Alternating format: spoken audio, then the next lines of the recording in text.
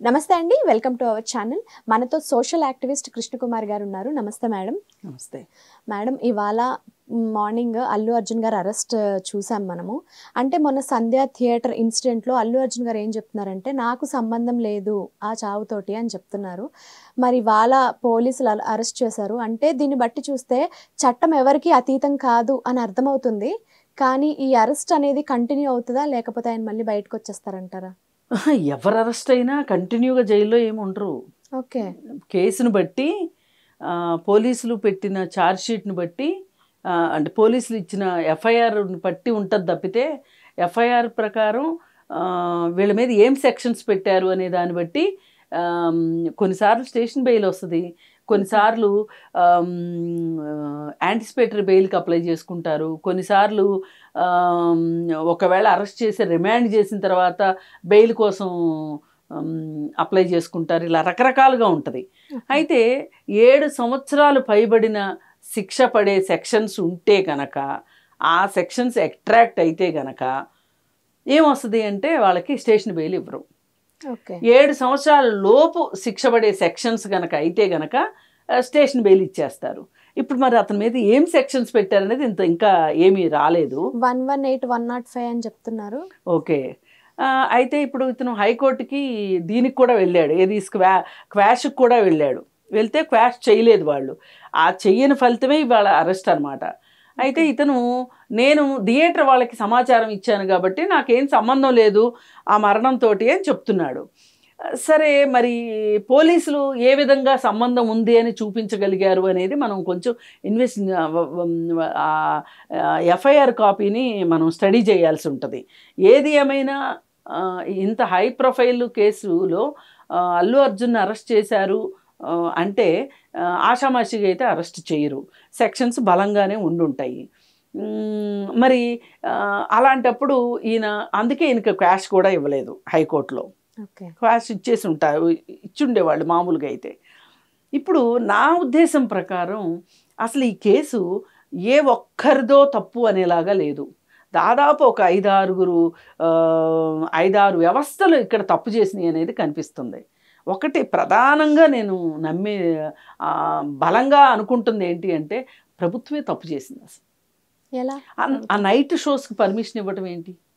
Night time అదేమన్నా శత్రు దేశాలు ఏమన్నా మన దేశంలోకి వచ్చేస్తుంటే అర్ధరాత్రి అయినా సరే యుద్ధం చేయాలి అని సైనికుల మీద పెట్టినంత బాధ్యత అదేమన్నా లేదు. డాక్టర్స్కి ఎమర్జెన్సీలు ఉంటాయి, రాత్రికి రాత్రి సర్జరీ చేయాలి, రాత్రికి రాత్రి ఏదో ఒకటి ప్రథమ చికిత్స చేయాలి, ఇట్లాంటివి ఏవో ఉంటాయి. అలాంటివి పోయి ఒక సినిమా అర్ధరాత్రి రిలీజ్ చేయాల్సిన అవసరం ఏంటి? ఏంటి ఆ కారణాలు? అసలు ఆ టిక్కెట్లు పెట్టిన దగ్గర నుంచినే అభ్యంతరాలు వెల్లువెత్తాయి. సరే, టిక్కెట్లు పెట్టారు, ఈ అర్ధరాత్రి రిలీజ్ చేస్తే ఇప్పుడు మనం చేయబోయే పని వల్ల, మనం తీసుకున్న నిర్ణయం వల్ల ఏం జరగబోతుంది అనేది మనం ఖచ్చితంగా ఆలోచించగలగాలి. మరి ఇంత అనాలోచితంగా మీరు ఇచ్చిన తర్వాత ఇచ్చేశారు. ఇచ్చిన తర్వాత ఏమైనా అక్కడికి ఎంతమంది క్రౌడ్ రావచ్చు, ఎన్ని టిక్కెట్లు కట్ అయినాయి, టిక్కెట్లు దొరకని వాళ్ళు కూడా అక్కడే పిచ్చోళ్ళ మాదిరి తిరుగుతున్నారా, ఎంతమంది వస్తారు ఏంటి అనేది ఒక అంచనా ఉండాలి. ఇక్కడ ఇంటెలిజెన్స్ డిపార్ట్మెంటు ఫెయిల్ అయింది. ఇంటెలిజెన్స్ వాళ్ళు పోలీస్ డిపార్ట్మెంట్కి ఇన్ఫర్మేషన్ ఇవ్వాలి. ఇక్కడ ఇంతమంది ఉన్నారు, ఇక్కడ ఎలాంటి పరిస్థితులు ఉన్నాయి, ఈ పరిస్థితుల్లో మనం ఏం చేద్దాము అనేది, ఏం చెయ్యాలనుకుంటున్నారు, మీరేం చర్యలు తీసుకుంటున్నారు అని ఇంటెలిజెన్స్ డిపార్ట్మెంటు పోలీస్ డిపార్ట్మెంటు మాట్లాడుకోవాలి. ఈ పోలీస్ డిపార్ట్మెంట్ వాళ్ళు థియేటర్ వాళ్ళతో మాట్లాడుకోవాలి. అంటే ఇంతమంది సమన్వయం, అసలు ఇక్కడ కట్టడి చేయలేనంత జనాలు వస్తున్నారు, ఏదైనా జరగరాంది జరిగే అవకాశం ఉంది అన్నప్పుడు అల్లు అర్జున్ కూడా చెప్పాలి, ఏమండి ఇక్కడ పరిస్థితులు ఏం బాగలేదు, మీరు రేపు మార్నింగ్ షోకి రండి అని ఆలోచించాలి. అసలు ఇప్పుడు ఒక ఆమె చనిపోయింది, ఇంకొక బాబు హాస్పిటల్లో ఉన్నాడు, ఇంకా కొంతమంది చనిపోతే ఏంటి పరిస్థితి? ఇప్పుడు అర్ధరాత్రే సినిమా రిలీజ్ చేయాలని అయితే ఎక్కడా లేదు. 6 దగ్గర నుంచి వేసుకోవచ్చు, 6 నుంచి రాత్రి 10 దాకా మీరు ఒకదాని తర్వాత సినిమా థియేటర్ ఓడవకుండా కూడా మీరు షోలు వేసుకోండి. కానీ అర్ధరాత్రి వేయాల్సిన అవసరం ఏంటి? ఇక్కడ ఇది ఒక భారీ అంచనాలతోటి ఈ సినిమా తీసి ఈ జనాలను ఎత్తిన సినిమా పడేసేసి దీన్ని విజయవంతం చేయాల్సిన బాధ్యత మీదే అన్నట్లుగా ఈ అభిమానులు కూడా భుజాన వేసుకొని ఆ సినిమాని మొయ్యటం ఉంది చూసారా. ఇది ఇప్పుడు మనం ఇంటెలిజెన్స్ వాళ్ళది తప్పు, పోలీస్ డిపార్ట్మెంట్ తప్పు, థియేటర్ వాళ్ళది తప్పు. ఇక్కడ అందరూ అయిపోయిన తర్వాత అభిమానుల తప్పు కూడా ఉంది. ఎందుకు మీకు ఇంత ఉన్మాదం? ఆ సినిమా ఆ రోజు ఫస్ట్ షోనే చూడాలి, అర్ధరాత్రి, పైగా 2 చంటి పిల్లలను తీసుకొని రావాల్సిన అవసరం ఏంటి? ఎందుకు ఇంత బాధ్యతారాహిత్యం? ఏదైనా జరగవచ్చు అక్కడ ఆ రాత్రిపూట, ఆ చలికి ఏదన్నా కావచ్చు. దిల్షు నగర్ నుంచి మీరు ఆర్టీసీ క్రాస్ రోడ్స్ దాకా 2 వీలర్లో వచ్చారా, ఆటోలో వచ్చారా, కార్లో వచ్చారా, దేనిలో అన్నా రానివ్వండి. ఎందుకు అంత బాధ ఏమొచ్చింది? అంత హై డిమాండ్ ఏంటి? ఒక చిన్న పిల్లవాడు అడిగినంత మాత్రాన మీకు అంత పిల్లవాడికి ఆ మాత్రం బొజ్జగిచ్చి చెప్పలేరా? ఇప్పుడు నిప్పు కాలుతుందని చెప్పట్లా పిల్లలకి? చెప్తారా లేదా తల్లిదండ్రులు? అది బాధ్యత కదా, తల్లిదండ్రుల బాధ్యత కదా. పిల్లలకంటే తెలియదు, మీకేమైంది? ఇప్పుడు 2 చిన్నపిల్లలకి తల్లి లేకుండా పోయింది. ఆ భర్త ఆరోగ్యం కూడా అంతంత మాత్రం అంట. మరి ఇలాంటి పరిస్థితుల్లో ఇంతమంది తప్పుతోటి అక్కడ ఒక ప్రాణం పోయింది. పోతే ఇక్కడ ఎవరికి వాళ్ళు తెలివిగా అల్లు అర్జున్ నాకేం సంబంధం లేదంటాడు. ఇప్పుడు థియేటర్ వాళ్ళు మాకేం సంబంధం లేదు అంటున్నారు. ఇప్పుడు పోలీస్ డిపార్ట్మెంట్ వాళ్ళు మేము బాగానే చూసాము, ఏ మనిషికో పోలీసుని ఇస్తామా అంటారు. ఇంటెలిజెన్స్ వాళ్ళు మేమేదో చెప్పాము, పోలీసులే సరైన నిర్ణయం తీసుకోలేదని వాళ్ళు చేతులు దులుపుకుంటారు. అందరూ ఎవరికి వాళ్ళు పక్కకి వెళ్ళిపోతే ఇంకా చనిపోయిన మా మీద నెపమేస్తారా మీరు? అందుకని ఇక్కడ ప్రతి ఒక్కళ్ళు బాధ్యత తీసుకోవాల్సిన అవసరం ఉంది. ఇది ప్రతి ఒక్కళ్ళకి ఒక గుణపాఠం కావాల్సిన అవసరం ఉంది. అందుకని చట్టం ఎంతో కొంత తన పని తాను చేసుకుని వెళ్ళిపోయింది. చట్టం ముందు అందరూ సమానులే అనే విషయం ఇవాళ ఎంతో కొంత, అసలు చట్టం డబ్బులున్న వాళ్ళకే చుట్టము అనుకుంటున్న రోజుల్లో ఇలాంటి ఘటన ఒకటి జరగటము ఒక రకంగా ఏంటంటే మనకి ఆశలన్నీ అడుగంటిపోయిన తర్వాత ఇది ఒక చిగురించిన ఆశ అనుకోవచ్చు.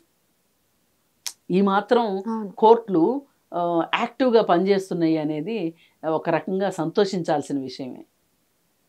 ఇప్పుడు ఈ ఘటన డైరెక్ట్గా కావచ్చు, ఇండైరెక్ట్గా కావచ్చు, చాలామందికి ఒక గుణపాఠం అవ్వాలని నేను కోరుకుంటున్నా. ఏ హీరోలైనా సరే, మీరు సినిమాలు తీసుకుంటున్నారు, మీరు రెమ్యునరేషన్ తీసుకుని మీరు సినిమాలు చేస్తున్నారు, మీరేం ప్రజాసేవ చేయట్లేదు. మీకోసం వచ్చే వాళ్ళ క్షేమం చూసుకోవాల్సిన బాధ్యత కూడా మీదే. థియేటర్ వాళ్ళది కూడా, పోలీసులది కూడా, పర్మిషన్ ఇచ్చిన గవర్నమెంట్ది కూడా, అందరిది ఉంది ఇక్కడ బాధ్యత. ఎవరికి వాళ్ళు ఒళ్ళు దగ్గర పెట్టుకోవాలి. ఏం అర్ధరాత్రి షో వేయకపోతే ఏమవుతుంది? మీకు వచ్చే ఆ జిఎస్టీ మనీ కోసం ప్రభుత్వాలు కూడా ఇంత కక్కుర్తి పట్టడం అవసరమా? ఎందుకంత కక్కుర్తి? అందుకని ఇక నుంచి ఇట్లాంటి స్పెషల్ పర్మిషన్స్ మేము ఇవ్వము అని చెప్పి గవర్నమెంట్ కూడా ఆల్రెడీ డిక్లేర్ చేసింది. కానీ జరిగింది కదా, ఇప్పటివరకు అయితే జరిగింది కదా. ఈ మాట మీద ఈ గవర్నమెంట్ కానీ లేకపోతే వచ్చే గవర్నమెంట్ కానీ ఎవరైనా సరే ఇది ఒక మ్యాండేటరీగా ఈ కేసు చరిత్రలో నిలిచిపోవాలి. ఎవరైనా ఇట్లాంటి నిర్ణయాలు తీసుకోవాలి అనుకున్నప్పుడు ముందు వెనక 1-2 సార్లు ఆలోచించి నిర్ణయం తీసుకునేలాగా ఉండాలి. ఈ కేసు అందుకు దోహదపడుతుందని అనుకుంటున్నా. అలాగే అల్లు అర్జున్ కూడా ఆ రాత్రి ఆ సినిమా హాల్లో సినిమా చూడాలి అనే సెంటిమెంట్ తోటి వచ్చి నేను ఇన్ఫామ్ చేశాను అనే మాట అయితే వాస్తవం. ఎందుకంటే ఇన్ఫామ్ చేయకుండా రారు, ఎందుకంటే ఏర్పాట్లు జరగాలి కదా. పోలీసులకు కూడా ఇన్ఫామ్ చేశానని చెప్తున్నాడు. సరే, ఏది ఏమైనప్పటికీ కూడా ఇన్ఫామ్ చేసినా కానీ వాళ్ళు సరైన ఏర్పాట్లు చెయ్యకపోబట్టే ఇదంతా జరిగింది. అందుకే మనం ఇవాళ ఈ జరిగిన ఘటనకి అది కూడా కాకుండా ఇంకొకటి, అల్లు అర్జును వెంటనే స్పందించలేదు. అది కూడా ఒక తప్పు.